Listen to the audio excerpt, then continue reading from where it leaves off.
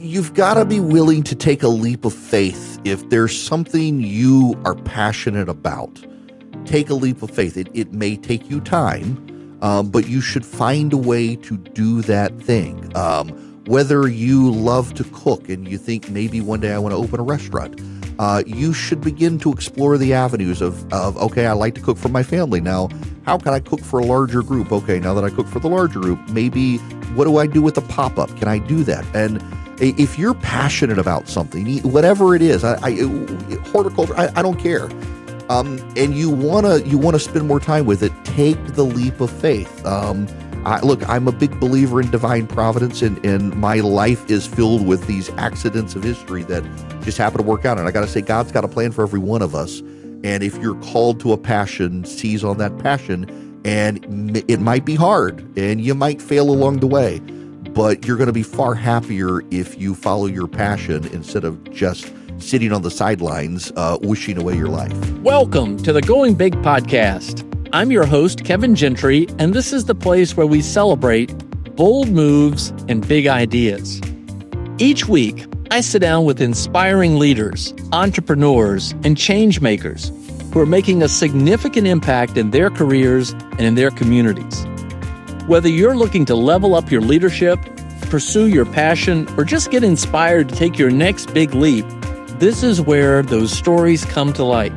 Now, if you're listening on iTunes, YouTube, or anywhere else you tune into podcasts, be sure to hit that subscribe button so you'll never miss an episode.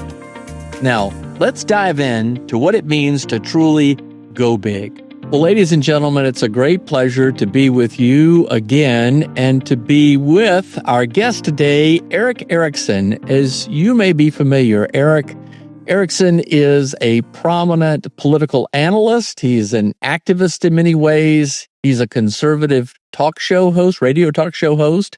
He's been a blogger. He's a podcaster. He's in many ways a lot of things that we like to describe at Going Big in terms of just constantly trying to figure out how he can take a certain message further. And he's always, I think, pushing the envelope to say, how can I go big next? So I'm thrilled, Erick, to have you on in terms of the inspiration and example that you set. But we got a lot to talk about how you have always been on the cutting edge of the media landscape, about the newest next trend. And you have a tremendous history. You were in politics. You were a city councilman in Macon, Georgia. You became a highly effective blogger and then radio talk show host. You founded the Resurgent. You were the editor-in-chief of RedState. And of course, we also see you on Fox News and CNN as a political commentator. So it's a pleasure to have you. We got a lot to talk about today. Thanks so much for having me. Well, I want to start, Erick. Thank you. One of the things that is your trademark is the Reagan-esque manner in which you approach so many important issues of the day, historically as well, but issues that we currently address. So I want to ask you, in terms of going big, are you optimistic about the future of America today? Are you still bullish on the United States? And do you think we still have the opportunity to go big in our lifetime? I do. Several people I follow, they all use the same phrase, decline is a choice. And I do think it's a choice. And I do think there are some who have made the decision that they do want to decline. But I overall remain optimistic. At this point in world history, we're still the only nation where people are willing to die to get to it, to become citizens, or at least to live here.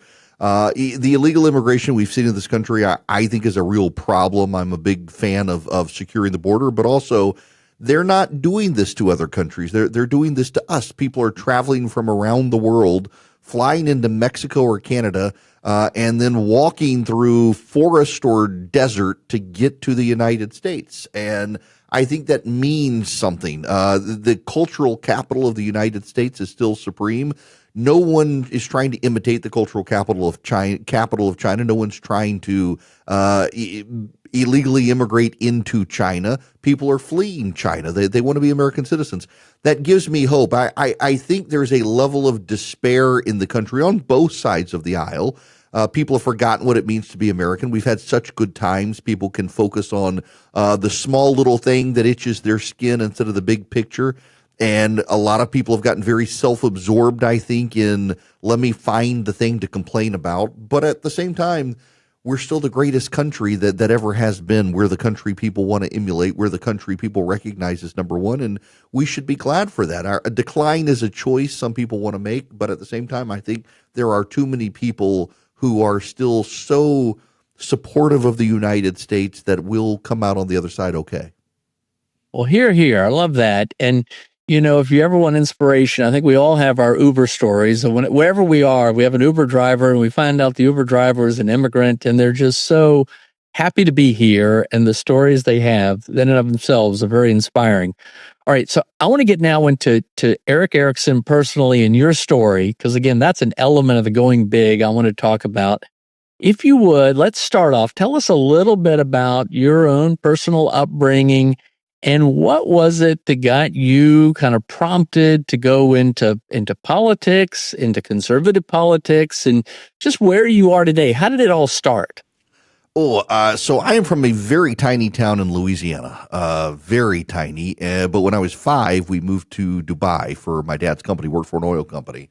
And it was a unique upbringing in that every 3 months our visas had to be renewed. And so we started traveling the world. My dad's company would pay for a week's vacation, basically every 3 months. We would always come home during the summer to see my grandparents. But so I've still been in almost 50 now, been to more countries than states still, and getting to see the unique aspect of American leadership in the world in the 1980s with Reagan as president.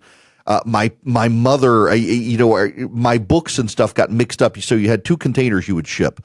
One was by air, one was by sea. The one from sea would take 6 months to get there. The one by air would arrive about a week after you moved to Dubai. And my books and things as a kid got mixed up. So my bedtime reading at night was, instead of the little golden book of whatever, was National Review.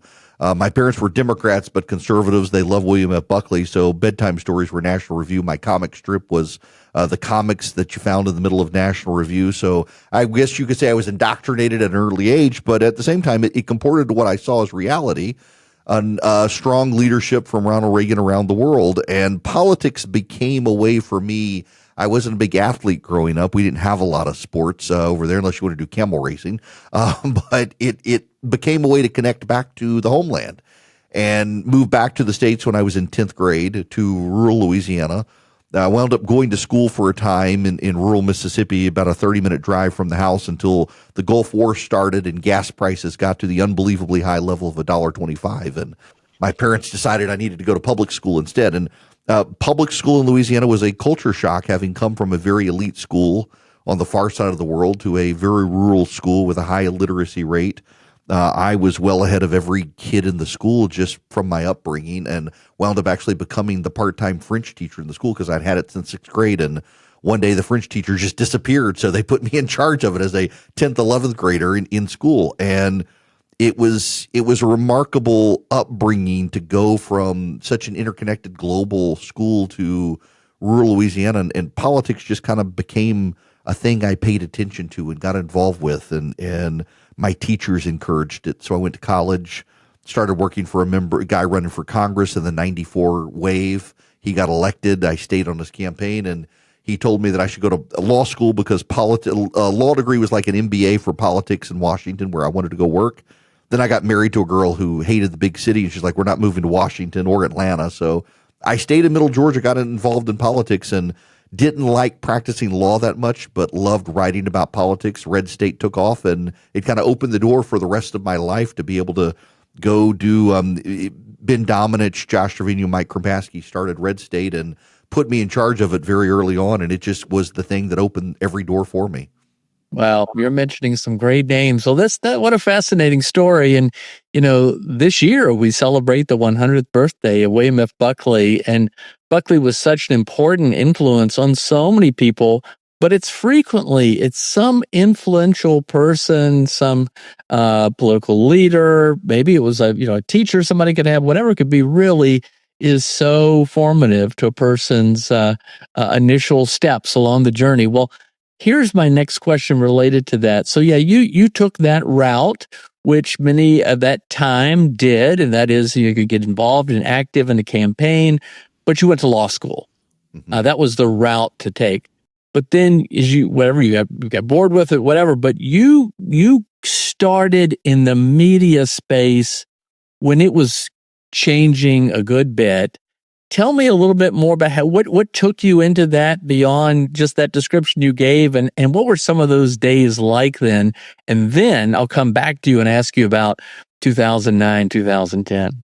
So, I was always interested in politics. And when I was in law school, I was the only kid in my class who wanted to do election law. In fact, it was unheard of at the time. My advisor in law school didn't even know what to do. So he actually paired me with the Secretary of State in Georgia at the time, Democrat, Kathy Cox, who was actually a great at getting me involved in learning election law. Got involved in my law firm and started running an election law practice. And I was one of 5 people in Georgia who did it. And outside of that, started running political campaigns. It fell into it by accident. Actually, I was the lawyer for a guy running for Congress. He and his campaign manager didn't quite get along. I wound up running the end of the campaign, and he sent me to campaign management school, started running other people's campaigns. And along the way, RedState starts. And I would probably still be a lawyer, except there's this thing called a client, and they all had problems that were easy to solve, and they never wanted them solved the easy way. It got very frustrating. And RedState had taken off. I was spending way more time at my law firm writing on RedState than practicing law. And you'll have to forgive the little bit of language here, but I had a partner in my law firm come in one day, close the door, and he said, "Do you know what the definition of a dumbass is?"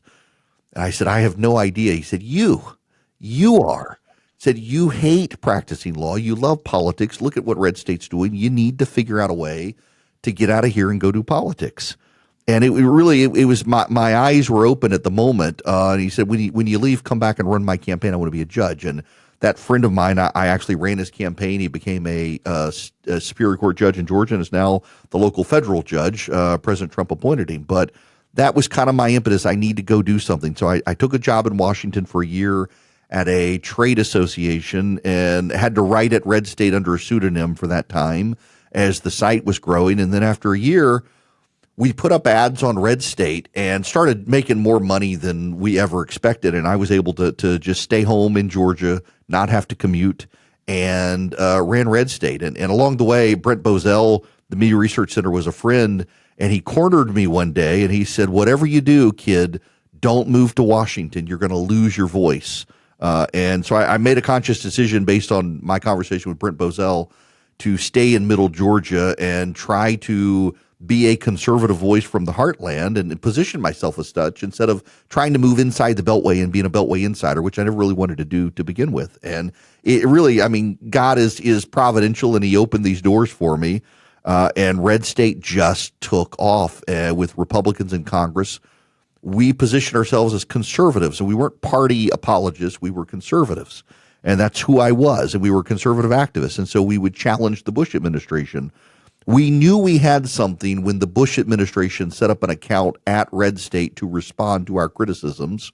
And ultimately, I got invited up to the White House to meet people at the White House, met Tony Snow when he was press secretary and others, and realized, we're a confrontational voice with Republican power, but also we're credible now. We have an audience that listens to our takes, and realized we had hit on something and found the sweet spot in Republican politics of being authentically conservatives on the inside of the tribe, willing to criticize the tribe from the inside, and it mattered to people.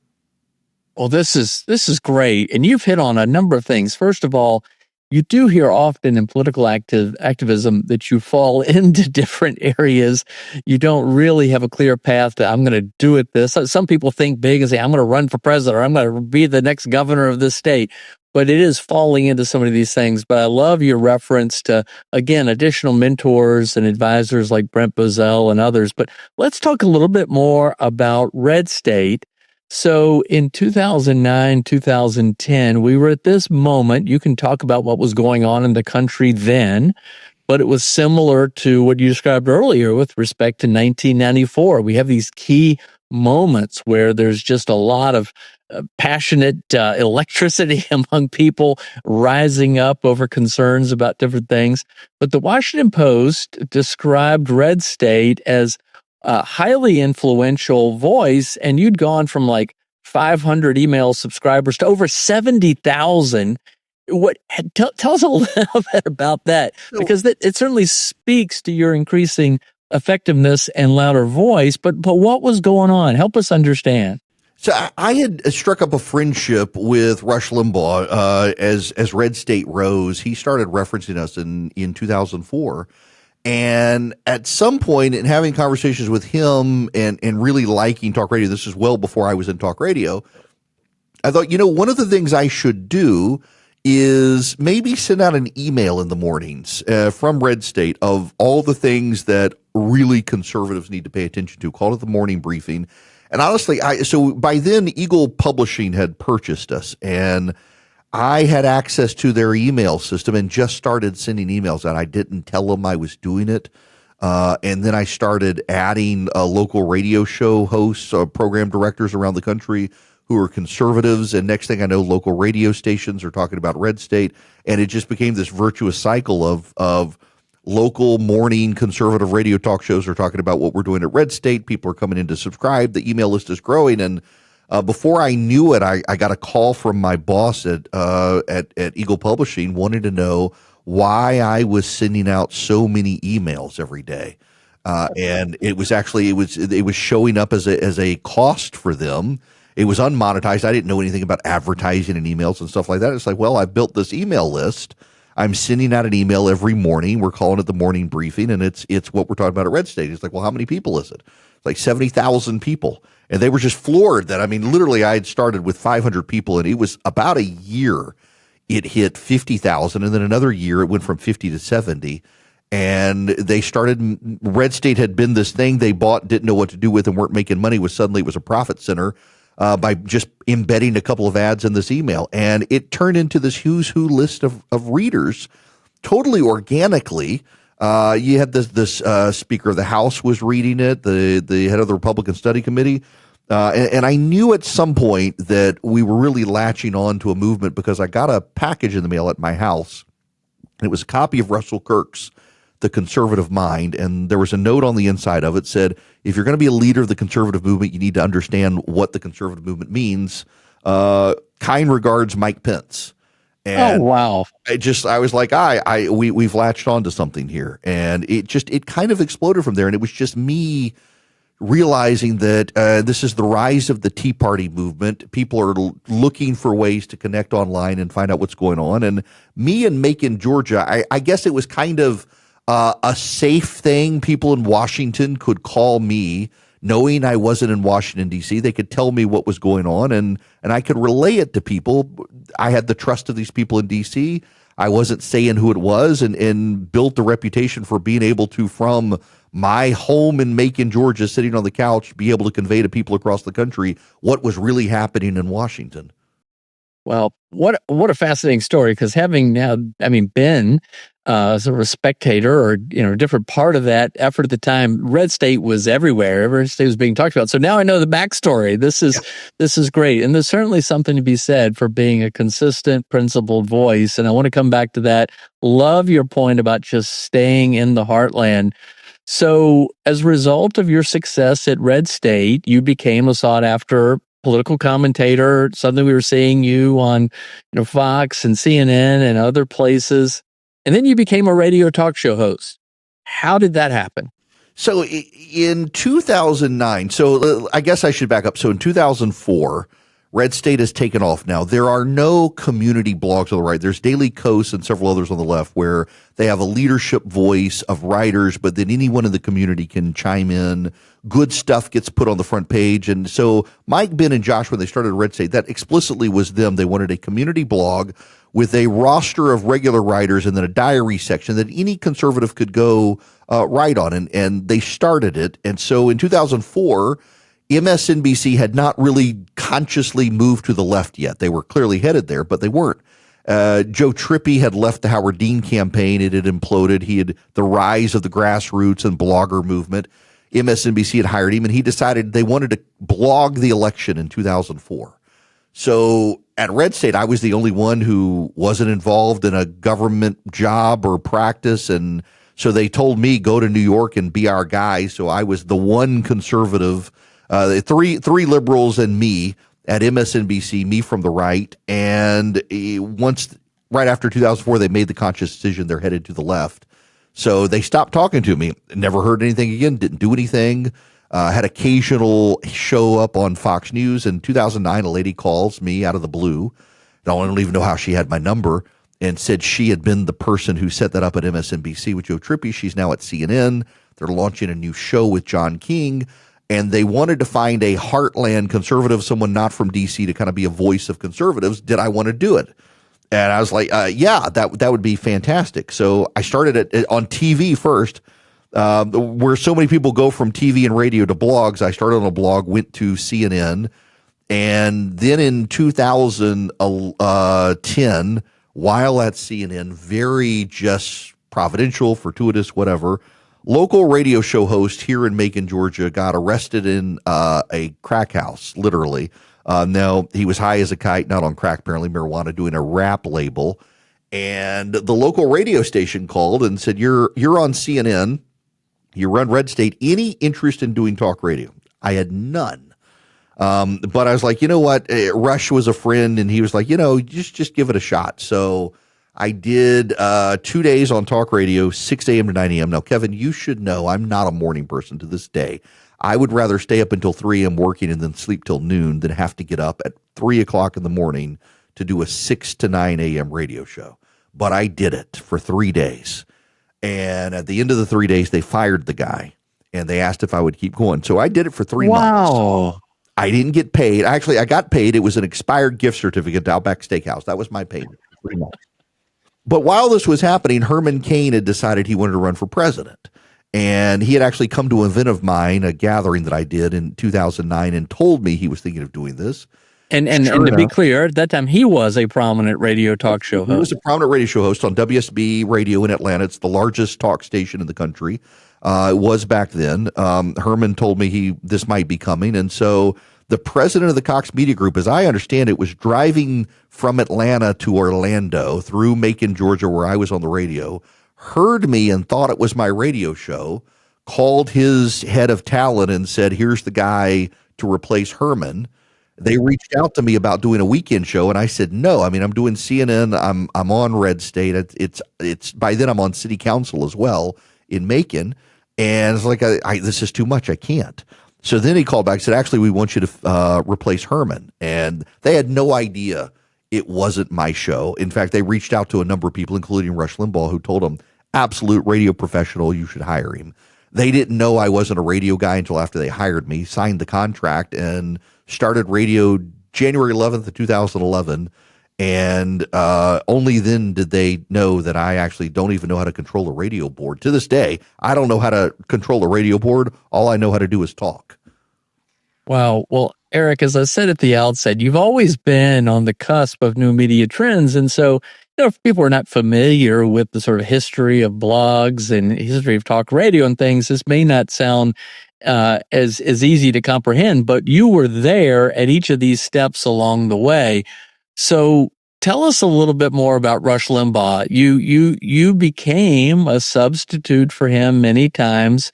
If you would, tell us a little bit about Rush as perhaps a friend or a mentor, and also comment, if you would, about his role in American media, not much less to say what he did with respect to the American conservative movement, American politics, and the history of the country at that moment. So, he was a real friend of mine. In fact, I actually didn't know till a couple of months ago. I was doing an event with James Golden, who everybody knows as Bo Snerdley, his longtime call screener and producer. I did not know that my relationship with Rush was as unique as it was among his guest hosts. We had a very long friendship. I very first time I ever emailed him was in 2004 when he mentioned RedState. He mentioned me, and started emailing back and forth. And then he spoke at CPAC one year. We got together in person.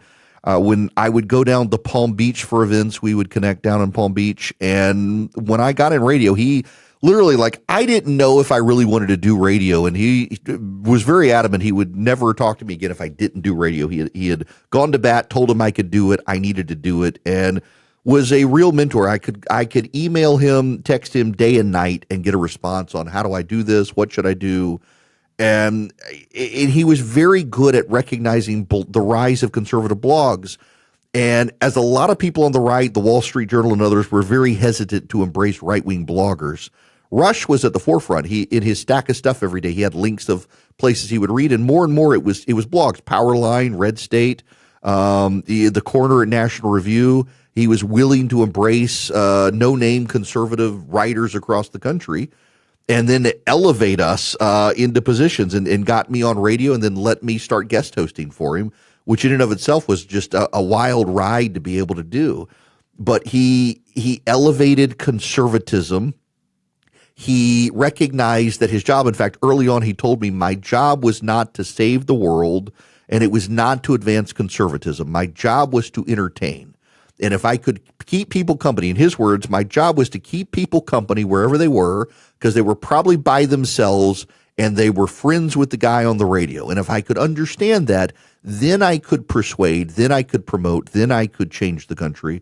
Then I could do what I wanted to do. But if I couldn't remember that the first job is to entertain people, everything else wouldn't matter, because I wouldn't be good at it. And very much took that to heart. And he has been very gracious over the years until he died, elevating voices outside of the traditional landscape of the New York, Washington media corridor. And I just happen to be one of those people.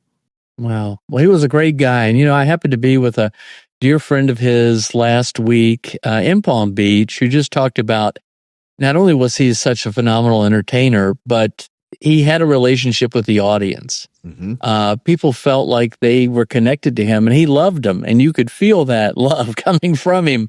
And that was a key to his extraordinary, phenomenal success. All right. So again, you're keeping up with trends and things. So what happened next? You founded the Resurgent. The Daily Telegraph in Great Britain has described you multiple times as one of the most influential voices on the internet. So what's going on then? So, I was at RedState for the editor for 10 years. And over the course of that time, we started doing our gathering every year, where we would bring conservative leaders together with the grassroots to connect on stage. And then in 2015, we had the very awkward gathering where I invited all the presidential candidates, including Donald Trump. And the night before the event was the Fox News debate. It was his time on stage, and he made the statements about Megyn Kelly that were rather aggressive. And I was at Fox News at the time and moved from CNN to Fox, and took one for the team and said, if you're not going to apologize, I don't know that I want you there, because you're going to be a distraction to everyone else. Well, little did I realize that me uninviting him would be the distraction, which, by the way, was Rush reached out to me after it was over and just, you explain to your audience what you did, build your trust with your audience, you'll be fine.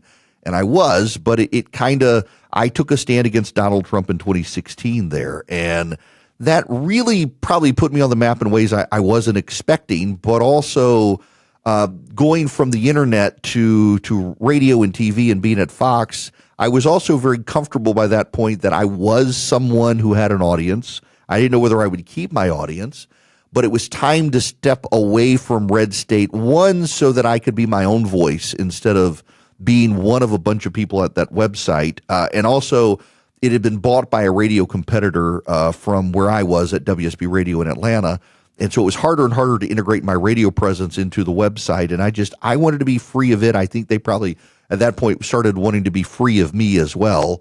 And it was actually a good thing. I took a leap of faith that I'm going to go do my own thing. I started for a time, the Resurgent.com. Never got as big as RedState, but it allowed me to kind of have my own voice more. And then over time, just decided, I instead of running a group blog and someone writing something and suddenly I'm on defense because of someone else's opinion, I'm just going to do my own Substack and tie it into my radio show, and I will be the brand instead of trying to do someone else's brand for them. And for the longest time, I had resisted doing that. Does anyone really care what Erick Erickson says outside of a community? Does anyone really care what this guy on the radio says online? And sure enough, people did. And actually, when I moved into national syndication, it was my digital subscribers to my Substack that actually covered the costs of me being able to hire salaries and hire people and pay satellite fees and get my show out there. And only this year, Kevin, is my radio revenue larger than my digital revenue. And now suddenly it's the radio that's making the bulk of my little small company. And the internet revenue is great, but now I'm back to this virtuous loop where I've got online listeners and I've got radio listeners who then subscribe to my digital publication, where then I can get up in the mornings and write what's going on and set the stage for a radio day. And it's just that whole multimedia platform works. And now, though, trying to move it into podcasting and video and stuff, there's all of a sudden a lot of components there used to not be, and trying to catch up to those. All right. Well, this is terrific, and I want to bring this sort of segment to wrap this up in terms of your journey, because it's fascinating. It's sort of the modern history of the media landscape. I want to, in a moment, turn it to some more insights that you can share with others about how to think about going big, but bring us up to speed on where exactly you are today. You touched on a lot of it. And kind of couple that with where the media landscape is today. Help us understand. You've got a growing talk radio program. You're a WSB in Atlanta, but you have multiple stations, multiple reach, a national audience. You're a podcaster. You're still a commentator.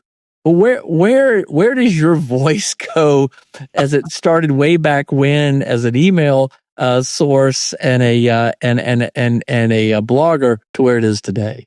So, it has, I've gone from thousands of readers a day now to upwards. I think the last time I saw the numbers, it was between 5 and 7 million listeners on radio, and a huge audience. We ended last year. I started a very slow approach of a growing syndicated show. When I was guest hosting for Rush, I kept it in Georgia so I could still do his national show. When he passed away, my radio station, WSB, it's the biggest talk station in the country, moved me into his slot and allowed me to own syndication rights. And so I have been kind of independent. So iHeart and Cumulus are the biggest talk radio companies in the market. iHeart, after Rush, that was his market. They went with Clay Travis and Buck Sexton. Cumulus went with Dan Bongino. They just moved to Vince Congolese. And I'm kind of out there trying to convince stations to put me on. And I've gone from 27 stations at the end of last year to 70 stations this week, and hope to be at 100 stations this summer. It's slow growing, but it's rewarding. It's a lot of sweat equity, building relationships with people.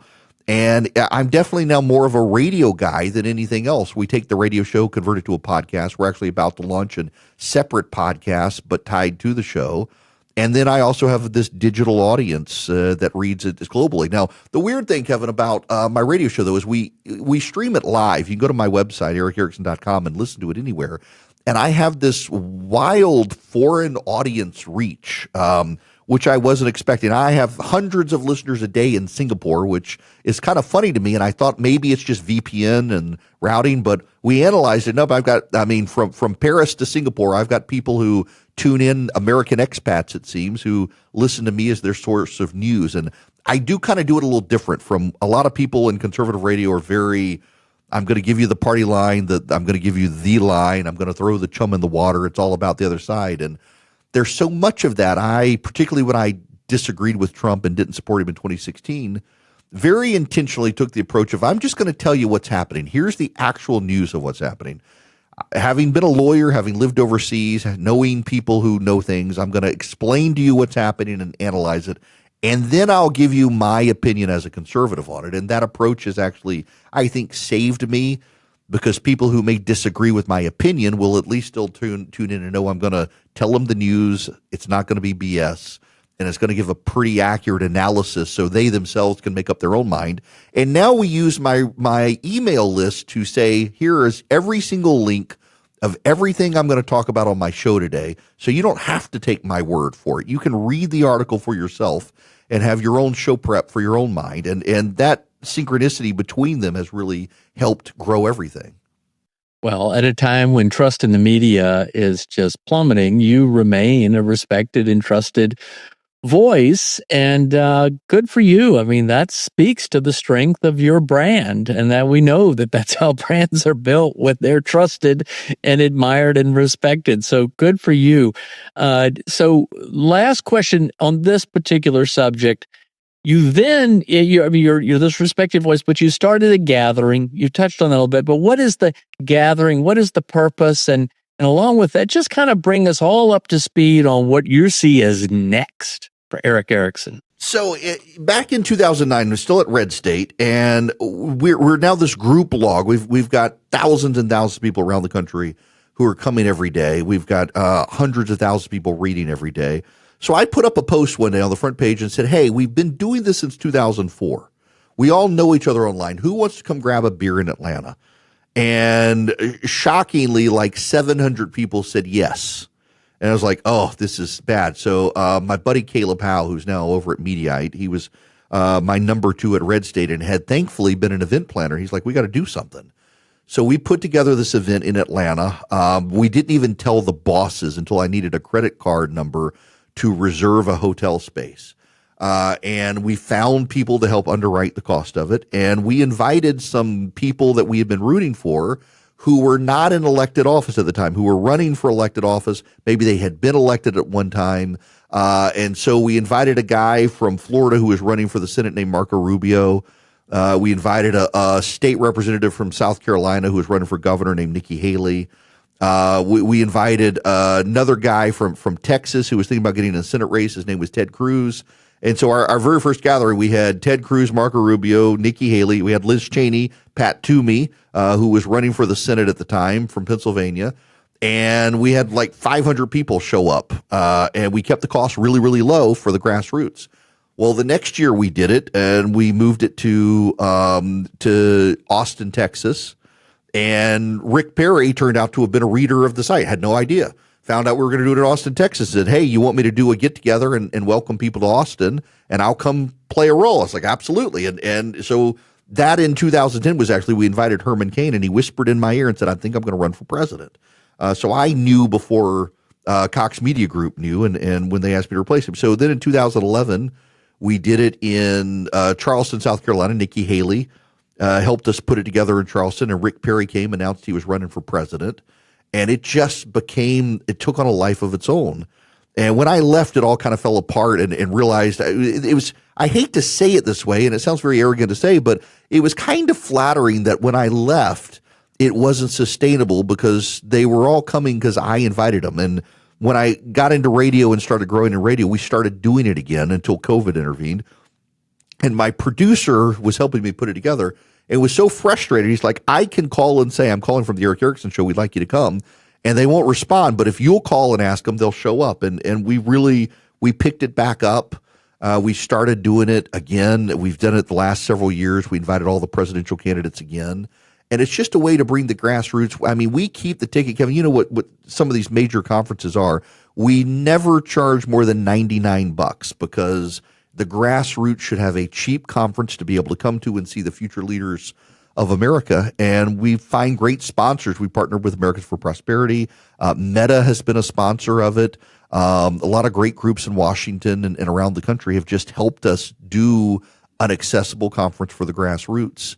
And it has taken on a life of its own. Now, this year, we're going to do it a little different. We're going to do small ones around the country because we just don't have the bandwidth for a massive conference this year with radio growing like it is. And it's a way to get out and meet our radio audience now around the country. So if somebody listening wants to attend a gathering event, how can they find out about it?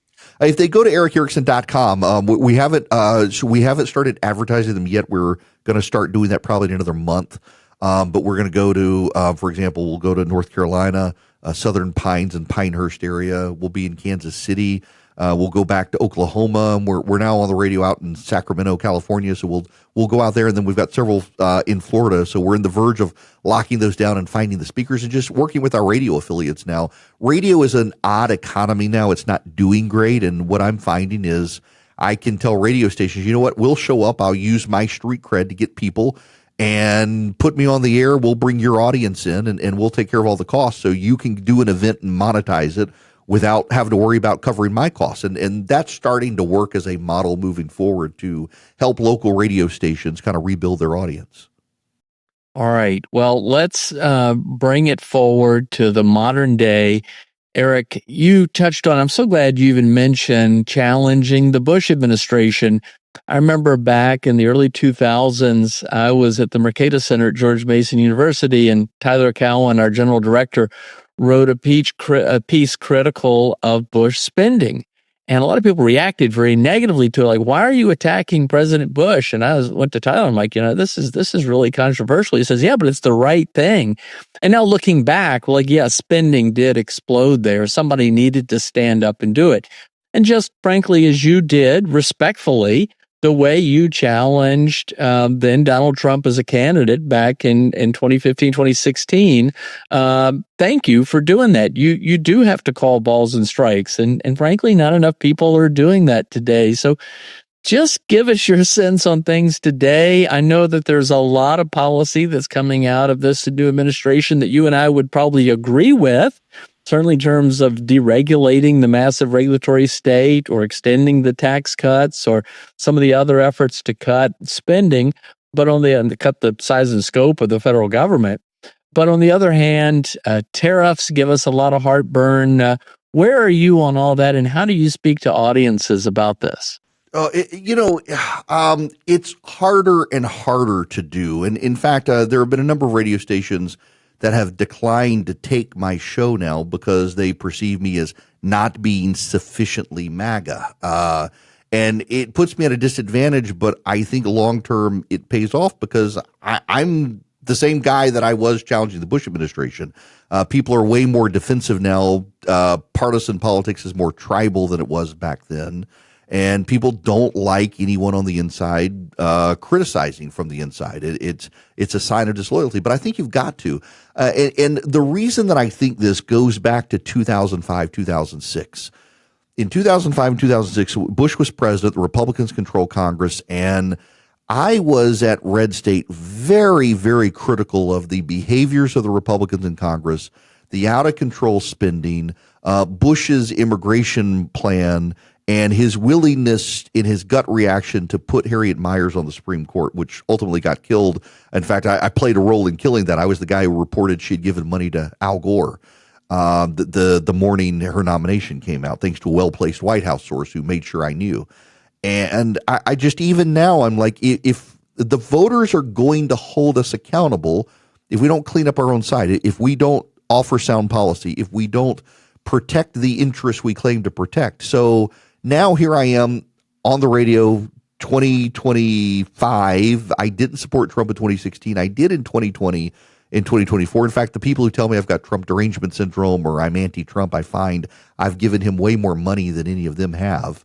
But yeah, there are things I don't like. I think tariffs are a terrible idea. I think economically, historically, it's never turned out great. I don't think this is going to be any different. And I think being someone on my side who values intellectual honesty, I've got an obligation to stand up and tell my listeners and readers, I like so much of what he's doing. I want him to continue. And I'm afraid that if he goes down this road further, this policy is going to cost him everything. This policy is going to enable Democrats to take back charge in Washington at a time they won't perceive that they've done anything wrong. They'll just double down on what they did that cost them the trust of the American public. We shouldn't want them back in power. Therefore, we should want the president to succeed, and I think this policy is going to hurt him.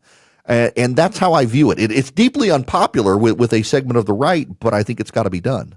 Well, I couldn't agree with you more, Erick, and thank you you got a much bigger megaphone than I do, but thank you for speaking up in this regard. It's the right thing to do. We've been told since, we were children that honesty is the best policy. And I was talking to someone this morning who was, pretty knowledgeable. He said, what's so upsetting about the tariffs is 80% of the Republicans in the House and the Senate know the tariffs are a bad idea. They just won't speak up. And it's just mind-blowing. Oh, it's just so frustrating. Well, I got to say, it's one of the things that keeps me going on this is the amount of private encouragement I get from even people inside the White House who they know that people do pay attention to what I write and read, and that just being that voice out there saying this is a bad idea is helpful to them.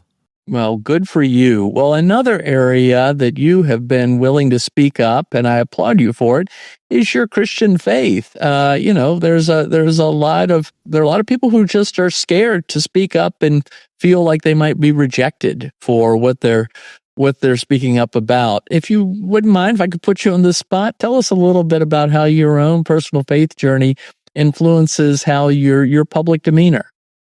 So, this one's kind of difficult to talk about. I was probably not a very good radio show host before 2016 when I really took a strong stand against Donald Trump. I'm a conservative, he's not. I can't support him. And in the spring of 2016, let me back up and say, on my radio program, the very first year I started in 2011, I had never worked at a company in my life where you didn't have off on Good Friday. And I told them, if I'm going to work on Good Friday, I'm going to do a show about Good Friday. They had no idea what that meant. And when they heard the show, the management of my radio company said, you cannot ever do this again. You're not a religious program. You're not on a religious station. You can't talk about faith on the radio. When they went to the office that Monday, everybody's voicemail had been filled up over the weekend, thanking them for the show, asking for a copy of the show. So now not only do I do a Good Friday show, they make me do a Christmas show as well. And the audience loves it. Radio stations across the country despise it. It's very on the nose, theological, for 3 hours on Good Friday. They don't like it. The audience loves it. And I finally decided that I have this platform. I should probably go to seminary because I started getting invited to preach on Sundays in churches, and it made me very uncomfortable. I could talk about my faith, but I didn't know the depth of it. So if I'm going to get asked to preach, I should go to seminary. Oddly, so I went to a Reformed Theological Seminary, RTS. They're headquartered in Mississippi. A lot of Presbyterians. I grew up Southern Baptist. I'm in a PCA Presbyterian church now. So I went there. They've got an Atlanta campus. When all these little independent churches found out I was at a Reformed seminary, they're like, maybe we don't want you in our pulpit. So rarely do I get a chance to preach, but I realize my show is my pulpit, and I am a Christian. It is who I am. I should talk about that. It is my worldview. I should remind people that when Republicans lose elections, that too is God's will. Nothing happens but for the sovereignty of God. And as it has gone on now, I find it's a way to connect with an audience that may disagree with me about Donald Trump or another issue, but they also know that I have the position I have because of my faith, and so they respect that. It really, though, it all came together in 2016. I had been struggling with breathing and thought it was allergies at first, and then I thought I'm just out of shape. I'm old, and I want to say it was March or April 2016. My wife finally made me go to the doctor because I was out of breath just laying down in bed. She's like, "There's something wrong. This is not allergies." Went to the doctor. Doctor sent me to the hospital for a CT scan. Next thing I know, they're strapping me to a gurney. They're wheeling me into a room, and they're like, you have 24 hours to live. You need to call your family. My wife, by the way, was trying to call me. She had a misdiagnosis back in 2006. She was given 6 months to live back in 2006. Misdiagnosis. They thought she had some very rare form of cancer, which she did not have. So I'm being wheeled in, told you got to call your family. Your lungs have filled up with blood clots. Your blood oxygen level is right at 80%. If it gets below 80%, this becomes very bad very quickly. And we don't think you're going to live. And my wife is calling me to tell me that the Mayo Clinic had called her based on her misdiagnosis from 10 years before. They thought she had a rare genetic form of lung cancer, which my wife does. She has stage 4 lung cancer. It's genetic. We found out the day they were telling me I had a day to live. Call my family. So I'm in an ICU unit for 2 weeks. My lungs have filled up with clots. They treat me like a stroke victim on TPA and blood thinner and all sorts of stuff. And laying in bed, it was actually Rush Limbaugh who was the very first person to call and check on me, which we hardly ever talked on the phone because of his cochlear implant.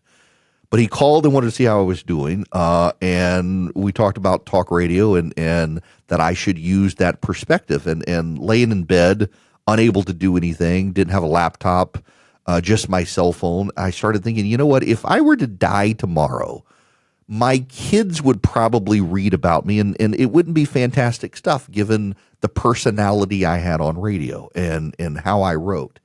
And I decided, you know what, I need to be less of a character and more a Christian who has strong views, but also knows I got to love my neighbor. And that really, that near-death experience really changed how I did radio and how I wrote. That I got to write as someone who really does believe there's heaven and hell. I got to write in a way that I really do believe there's accountability for myself and everyone else. And I've got to write in a way that I'm telling people what I really believe is true, not what I think they want to hear, because I think what's true matters more. And I say even now on radio, it kind of hit me at that moment that, if Jesus says, I'm the way, the truth, and the life, that means we can actually know the truth. And it's an objective thing. It's not my truth and your truth. And so I should, when I cover the news, I should cover it. And I started doing this in 2016, not supporting Trump. Even in the general, someone actually asked me on Fox News, if you had to choose between Trump and Hillary, who would you choose? I said the bullet. And I needed to be that guy. I needed to be someone who could tell everyone it's going to be okay. We're all going to be fine. I've read the end of the book. It ends fine. We're on the winning team. Don't worry about this stuff as much. Love your neighbor. Seek the welfare of your community. That's where you're going to find your welfare. And it really did change my tone in how I write more than anything else, just because I believe this stuff. And if I believe it, I should convey it to people that, yes, it doesn't matter if Donald Trump loses the election. It doesn't matter if the Republicans lose. God's got a plan. This is part of it. You're going to be okay. Thank you so much for sharing that, Eric. Thank you. And your point about if you believe it, you need to share it. Good for you. That's some important advice a lot of us could take today. I think I should take heed as well. Well, my next question is one of the wrap-up questions, is now more interesting based on what you just shared. I like to ask, consider a younger version of yourself. What advice, knowing what you now know today, would you give that younger version of yourself? What would you tell that younger version? Exactly that. You don't have to be a jerk. Have passionate views, but also something. The late theologian Tim Keller got to be a friend of mine, and he told me something, and I can't remember when, but I know it was after that event in 2016. He said, if you really believe Scripture, if you really believe from beginning to end of Scripture, you got to believe that everybody's made in the image and likeness of God. So you can't be so tribal in your life that you don't have friends who disagree with you. You got to have friends who disagree with you. You got to have people who have different worldviews than you, because if we're all made in the image of God, all of us have some kernel of a reflection of God in us, and we should try to find that. And maybe we can't. Maybe we realize there's no way I can be friends with this person. But if we don't try, it's part of our journey through life as a Christian that requires us to at least try to love our neighbor. We got to be so loving of our neighbor that even me, a conservative evangelical Christian conservative who supported Donald Trump, who's a conservative talk radio show host, should make my trans lesbian Islamic neighbor across the street feel comfortable enough that she gives me the key to her house when she goes on vacation, because she knows I'm going to be the good steward of the property while she's gone. That's part of loving our neighbor. There's no carve out, there's no caveat, there's no exception based on someone's political views, sexual orientation, or anything else. I got to love my neighbor. Doesn't mean I got to agree with them or affirm them, but I got to love them. And I would reiterate to my younger self that is how I should approach life. Well, Erick Erickson, if we judge you by the company you keep, you've mentioned some phenomenal friends, Mike Pence, Rush Limbaugh, Tim Keller, Herman Cain. That's pretty nice. Well, I got to say, the word my wife and I use all the time for my life is surreal for our family. We never asked for this. I didn't seek it. It wasn't I was going to be a miserable lawyer in Middle Georgia, and it happened. And I've met presidents and prime ministers and all sorts of people. It's just been all from Macon, Georgia, where everyone told me I would never amount to anything if I didn't move to the big city, and I didn't. And it's just very, very surreal. And that's a big believer in Providence.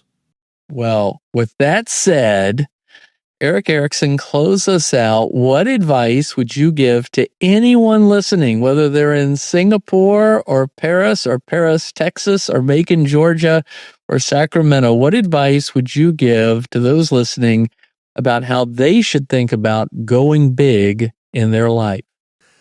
You've got to be willing to take a leap of faith. If there's something you are passionate about, take a leap of faith. It may take you time, but you should find a way to do that thing.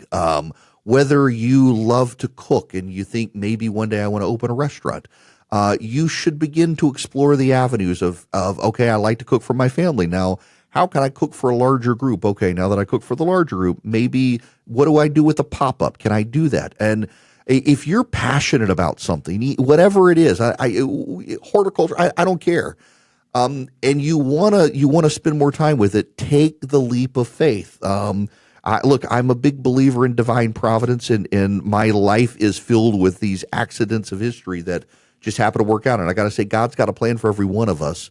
And if you're called to a passion, seize on that passion. And it might be hard, and you might fail along the way, but you're going to be far happier if you follow your passion instead of just sitting on the sidelines, wishing away your life. Well, Erick Erickson, it is a pleasure to be with you today. It's an honor to know you and to count you as a friend. And we're looking forward to many more chapters in your life. Ladies and gentlemen, check out Erick Erickson, ericerickson.com. That's ERICK is the way Erick and Erickson are spelled. The Gathering, his radio show, and just keep on the lookout for Erick. You're doing great stuff. Thank you for being a part of this today, Erick. Thanks for tuning in to the Going Big podcast. I hope today's conversation left you feeling energized and ready to tackle your biggest goals. Don't forget to subscribe and leave us a review on iTunes, YouTube, or wherever you listen to podcasts. It really helps spread the word, and it gets these inspiring stories out to more people. You can also find more content, resources, and updates at our website, goingbigpodcast.com. Remember, the only limits are the ones you don't challenge, the limits that you impose on yourself. Keep pushing, keep growing, and above all, keep going big. See you next time on the Going Big podcast.